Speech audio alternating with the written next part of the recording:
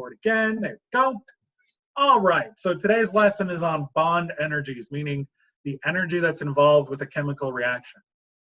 All right.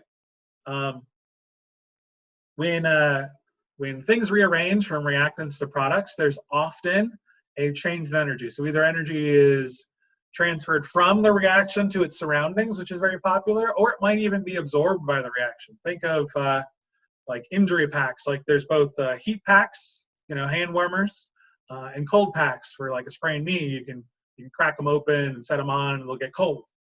Those are certain types of reactions that we're going to go through. If we look a little bit at the details of how today is going to go, we're going to identify which bonds are broken and which bonds are formed in a reaction. We're going to do some calculations, which is just adding and subtracting. It's not too bad, not too intensive. All you need is a calculator and a table that I'm going to give you to look at. And definitions, exothermic and endothermic. You may have heard those two terms before, but today we're going to go over the specifics of those, make sure you know what those are. And the last term is activation energy. We're going to learn what that is and how to discover it from a graph.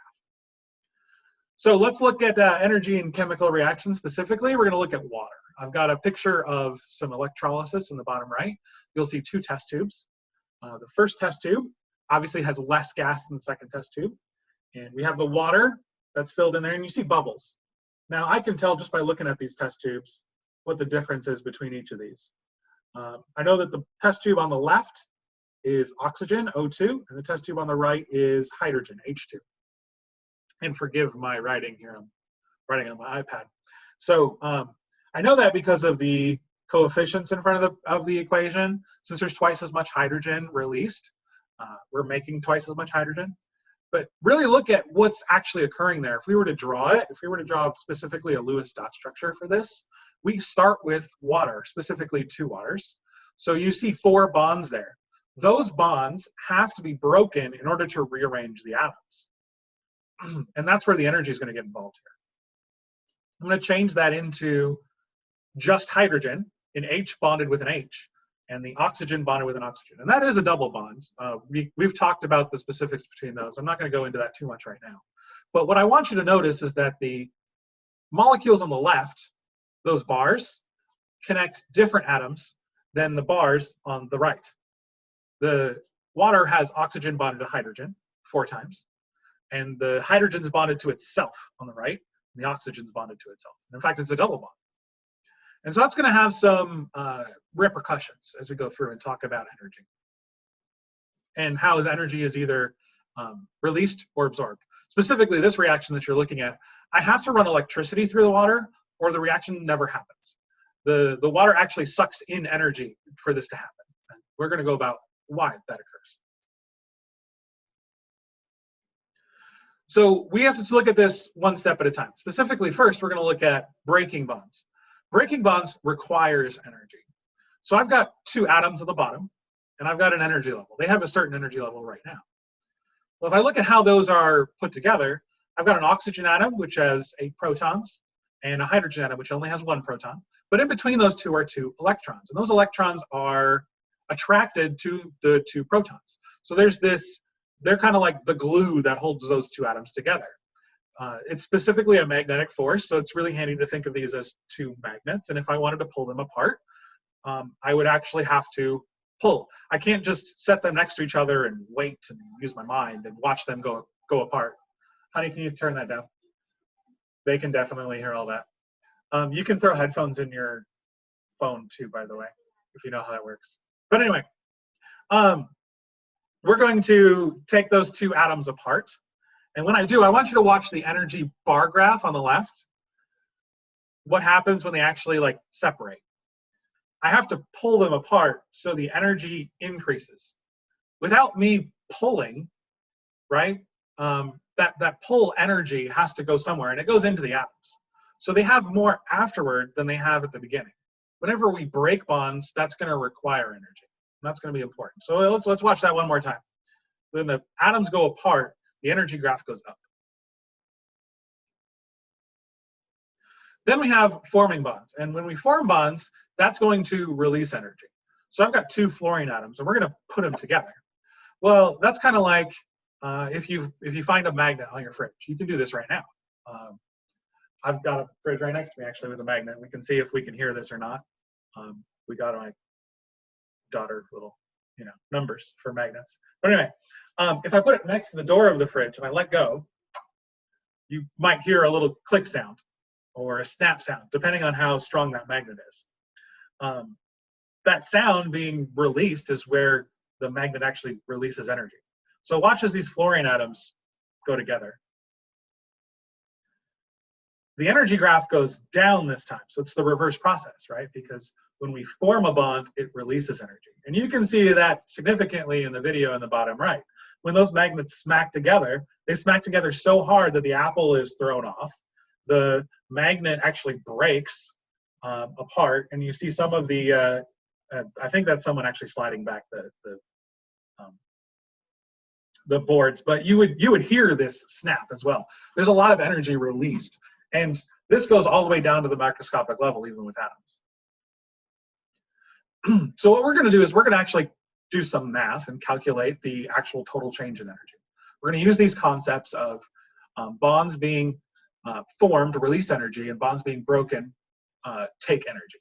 And we're going to use the term delta E, or triangle E, for total energy. So what's the actual change in a reaction?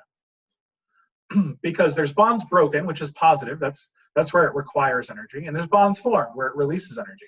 So there's this positive term and negative term, breaking bonds and forming bonds. And if we want to find delta E, all we need to do is find a number for the bonds broken and a number for the bonds formed and subtract.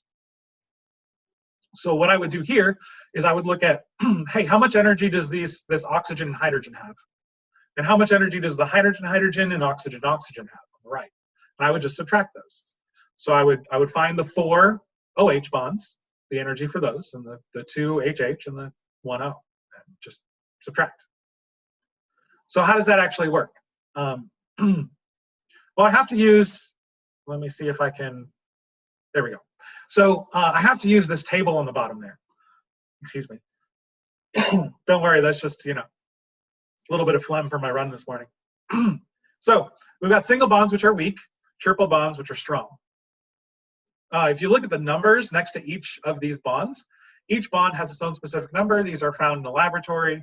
You don't have to memorize them. I give you this table both on your homework and on the test. Or in fact, on the test, I'm just going to give you the specific ones that you need.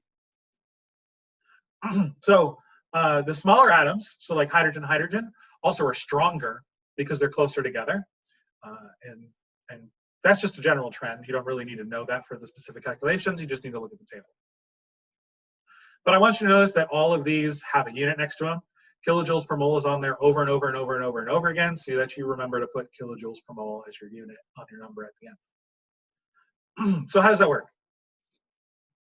What I'm going to do is I'm going to give you an equation like this. I'm going to say, okay, I got hydrogen, I got fluorine. Those are breaking, and I'm making HF. In fact, it makes 2 HFs. So what I'm going to do is I'm going to use a highlighter. This tends to help. And I'm going to use one color for the bonds broken.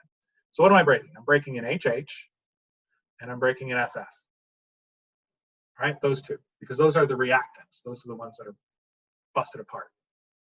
Because remember, every reaction is a story. So here, I look down for HH, which is 436. And I look down for FF, which is 155.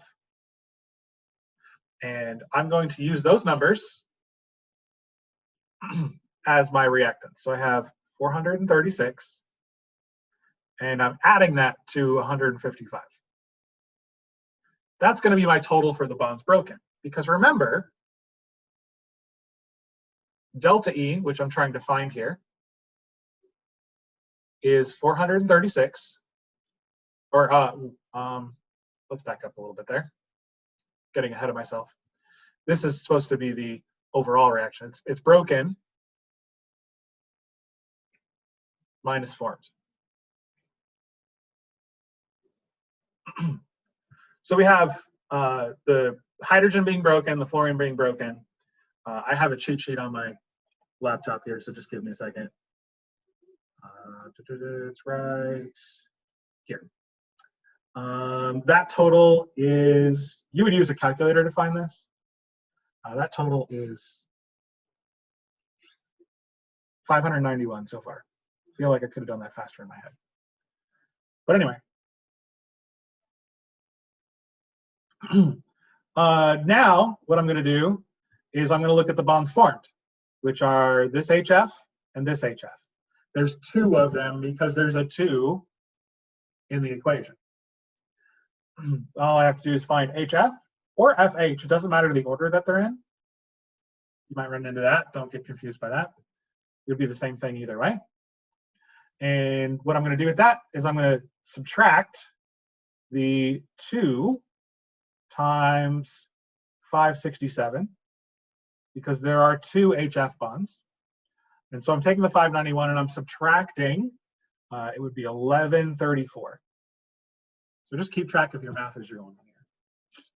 Now the 591 minus 1134 will give you my total, which I have on here is negative 543 kilojoules per mole. So really all you need is the table. Look up all the bonds, know the difference between the broken ones in the beginning and the formed ones at the end, and take the first ones, make those all positive. The second ones, subtract that total. So I'm still adding 567 and 567, still plussing them, right? But they're subtracted at the end there. So it's a pretty simple math equation. You just got to follow through with it. Remember your please excuse my dear Aunt Sally as you go through. I have another example for you, a little bit harder, but don't worry. This one is essentially the same thing. What we're doing is we're taking it's a more complex molecule that's broken up here. And you guys can chime in with any questions as you run in here, but hopefully you're seeing the same thing as I am. What are your bonds broken? Well, I have a single bond right here that is between C and Cl, or Cl and C. But the same bond is right here as well. So there's actually 2 CCl bonds. So I need to look for CCl. Remember, CCl and ClC are the same thing. So for my bonds broken, I have 2 times 328. But there's one more there as well. The C-double-O bond is also there. And be careful here, because you don't want to pick the C-single-O, right? That's a single bond. What you want is the C-double-O bond, the 799 right here. Common mistake. All I can say is don't make it. So I add the 799 for this. Oh, wow. Sorry about that, guys.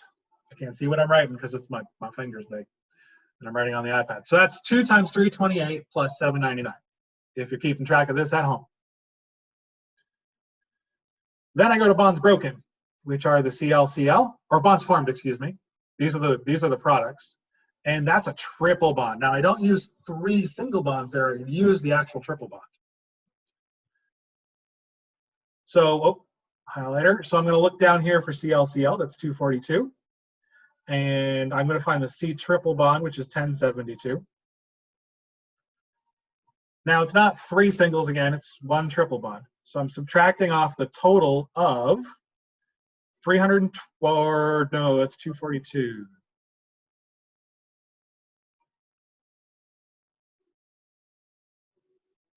$242 for the ClCl, and I'm adding on to that the 1072. Notice I'm still keeping this positive because I have the minus sign outside the parentheses already. What I'm going to do is I'm going to total those 2 together. If I use my cheat sheet here, this one's 1314. That's subtracted.